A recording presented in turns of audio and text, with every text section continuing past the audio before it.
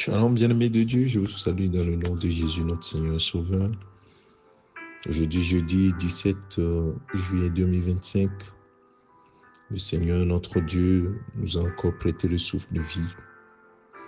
Et je voudrais, par cette occasion, dire merci à mon Seigneur, mon Dieu, pour cette grâce infinie d'avoir le souffle, d'avoir la vie, le mouvement et l'être.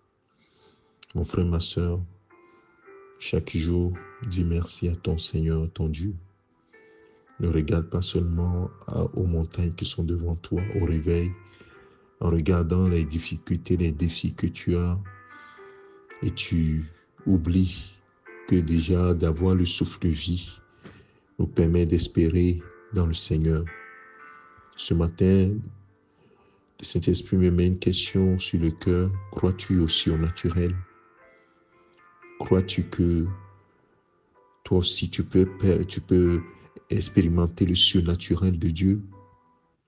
Est-ce que tu le crois de tout ton cœur, que tu peux expérimenter le surnaturel de Dieu?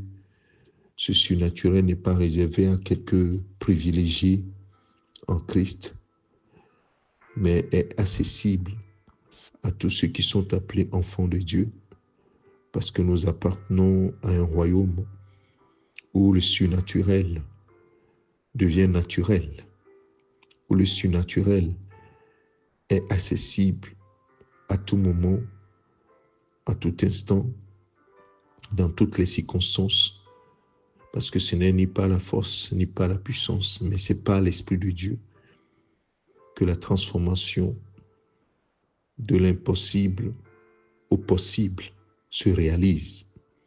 Alors, mon frère, ma soeur, c'est ce en quoi tu es appelé et c'est en ça que tu crois. Parce que lorsque la Bible te dit que lorsque tu crois en Jésus-Christ comme Seigneur et Sauveur, tu es sauvé. En quoi sais-tu que tu es sauvé? Il y a quelque chose de surnaturel qui se passe en toi. Le Seigneur enlève ta culpabilité. La Bible dit qu'en Christ, ceux qui sont en Christ, il n'y a plus aucune condamnation pour eux. Tu sens qu'il n'y a plus de condamnation pour ta vie parce que Jésus-Christ a porté tes péchés, tes maladies, tes malédictions dans son corps sur le bois. Tu le crois simplement et tu vois qu'il y a quelque chose qui se passe dans ton cœur, dans ta vie. Oui, mon frère, ma soeur, de la même manière que ce surnaturel de la nouvelle naissance t'est accessible et que tu as accédé au pardon de Dieu. Oui, de la même manière, tout le reste du surnaturel que tu peux penser t'est également accessible. Est-ce que tu le crois, mon frère, ma soeur? Est-ce que tu le crois du fond de ton cœur? Ce matin, le Seigneur me met à cœur de te dire et de me dire à moi-même que le surnaturel est à notre disposition. La Bible dit que toi et moi, nous sommes le temple du Saint-Esprit, le temple du Dieu vivant, parce que l'Esprit de Dieu habite en nous. Dieu a fait quelque chose de surnaturel, d'extraordinaire. Il fait habiter son esprit qui a présidé à la création. Dans Genèse chapitre 1, l'Esprit de Dieu est en toi. Mon frère, ma soeur, et tu dis qu'il n'y a pas que le surnaturel tu n'as pas accès au surnaturel. Oui, c'est parce que tu ne prends pas conscience.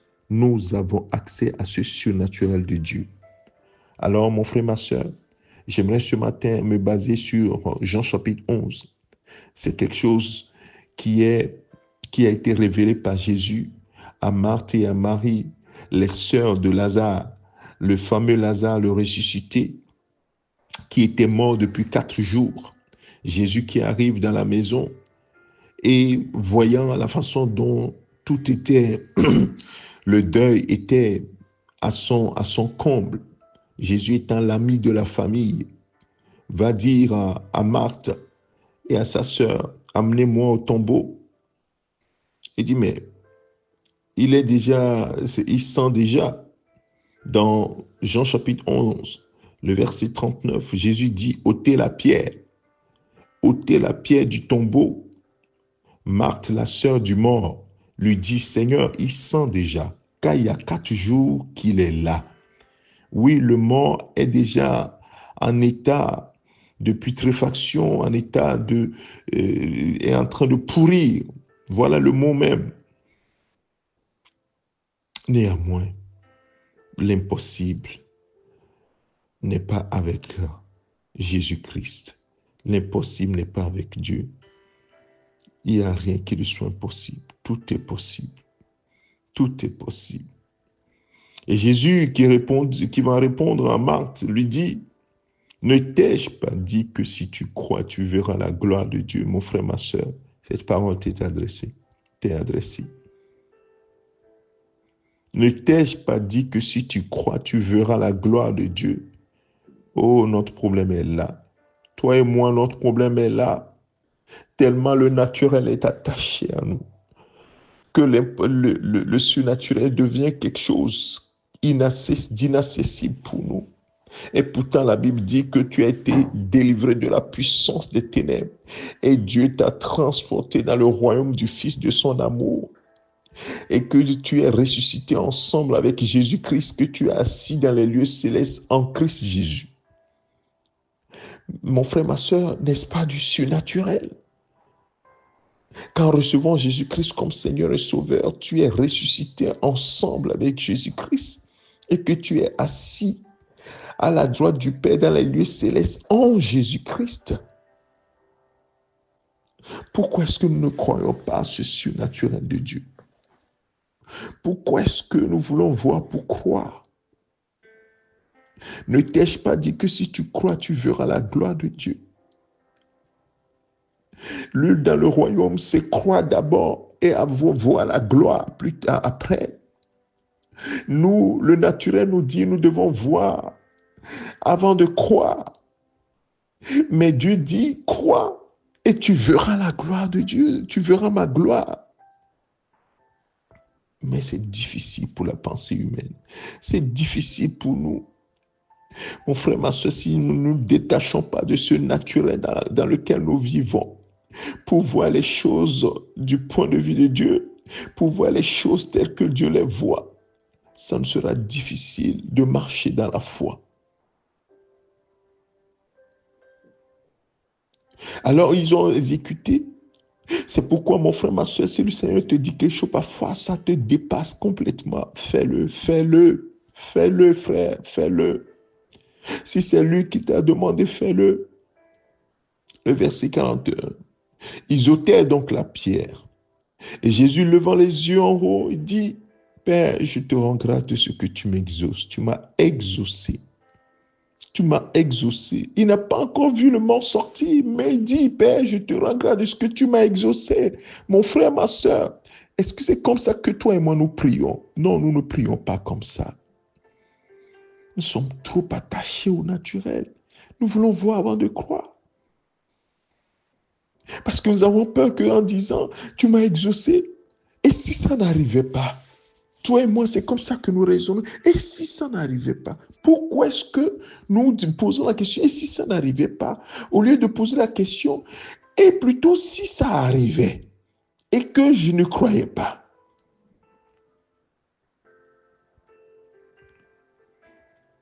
Verset 42, pour moi, je savais que tu m'exauces toujours. Mais j'ai parlé à cause de la foule qui m'entoure, afin qu'ils croient que c'est toi qui m'as envoyé. Ayant dit cela, il cria d'une voix forte, Lazare, sors! Lazare, sors! Et le mort sortit, les pieds et les mains liés de bandes, et le visage enveloppé d'un linge. Jésus leur dit, déliez-le et laissez-le aller. Oh, mon frère, ma soeur, je prie ce matin que ton Lazare sorte de son tombeau. Que ton Lazare sorte de son tombeau.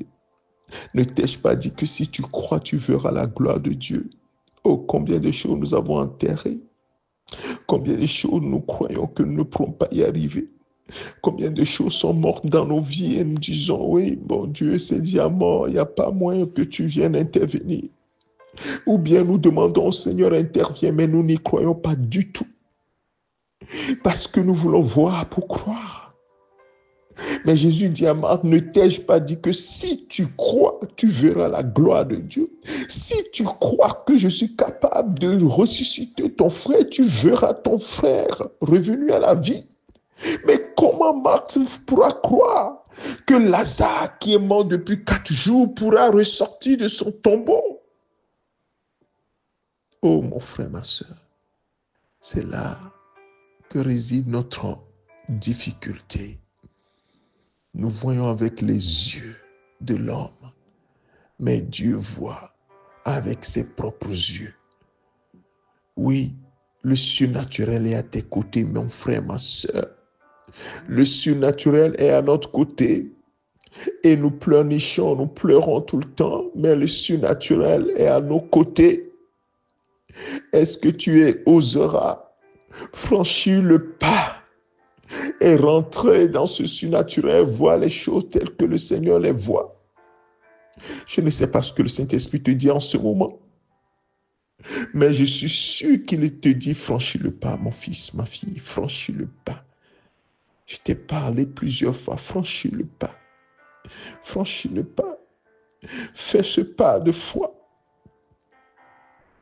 Père, ce matin, je veux bénir ton grand nom. C'est la question que tu m'as posée. Ne t'ai-je pas dit que si tu crois, tu verras la gloire de Dieu? Oh Seigneur, je confesse mon incrédulité.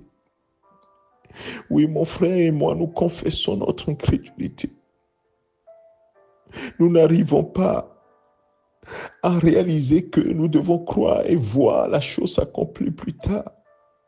Nous sommes tellement connectés à ce naturel que nous n'arrivons pas à nous en détacher, à nous en défaire pour voir les choses telles que tu les vois. Parce que toi, tu n'es jamais en retard. Toi, il n'y a rien qui te soit impossible. Et même tu es allé jusqu'à dire, Seigneur Jésus, que tout est possible à celui qui croit. Oh, que c'est tellement éloigné de nous. Je te prie ce matin que ces paroles descendent maintenant dans notre cœur et que nous les mettions en pratique. Tout est possible à celui qui croit. Ne t'ai-je pas dit que si tu crois, tu verras la gloire de Dieu? Seigneur, ce matin, je décide de croire et de voir ta gloire. Je décide de croire et de voir ta puissance se manifester au travers de ma vie. Je désire croire et voir ta puissance, ta gloire se manifester autour de moi, par moi, au nom de Jésus-Christ.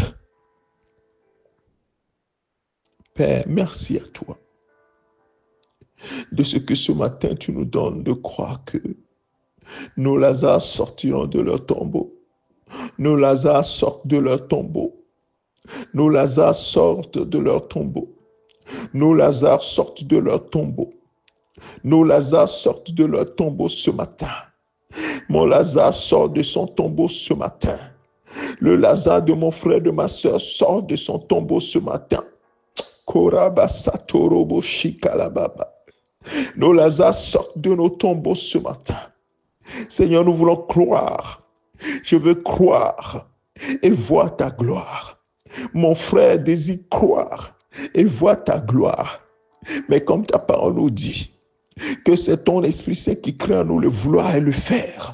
Je prie ce matin que le Saint-Esprit crée en nous ce vouloir, mais également le faire pour la gloire de ton seul nom. Merci Père pour ta fidélité. C'est au nom de ton Fils Jésus-Christ que j'ai prié. Amen. Mon frère, ma soeur, que le Seigneur bénisse ces paroles dans ton cœur. Médite-les et pose-toi les bonnes questions. Que la paix de Christ soit avec toi. Vis dans la grâce abondante de Christ. Amen. C'est ton serviteur, le pasteur Alexandre.